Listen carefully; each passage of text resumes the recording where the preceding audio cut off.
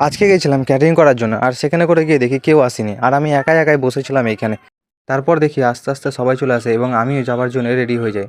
তারপর যেখানে করে পরিবেশন করার জায়গা করা হয়েছে সেখানে করে চলে যাই আমরা সবাই মিলে। আর এটি ছিল ছাদের উপর প্যান্ডেল, আর দোতলায় যখন ওঠে সেখানে করে দেখি এরকম দৃশ্য সেই জায়গাটার।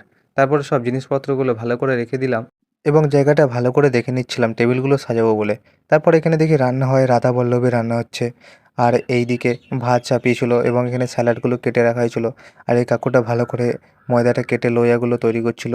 আর এখানে এই দাদাটা এই মশলাগুলো দিচ্ছিল লোয়ার ভিতরে। তারপর আমরা আস্তে আস্তে করে সব একটু একটু করে গামলাগুলো সাজিয়ে নিই নিজেদের মতন করে। তারপর এখানে দেখি টেবিলগুলো সব সাজিয়ে নিয়েছিলাম সবাই মিলে। তারপরে এই দাদাটা দেখি এখানে করে জোয়ান ছিঁড়ছে একা একা। আর এদিকে সব খাবারগুলো রেডি করে রাখা রয়েছে। আর এখানে করে রাধা বল্লভী ভাসছে এই দিদিটা, তারপরে এই গামলায় রাখছে। তারপর আস্তে আস্তে করে মিষ্টিগুলো সব তুলে নিচ্ছিল স্যার।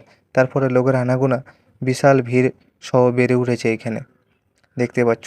তারপরে ভালো করে টেবিলে খাবারগুলো পরিবেশনের জন্য সাজিয়ে রেখে দিয়েছিলাম।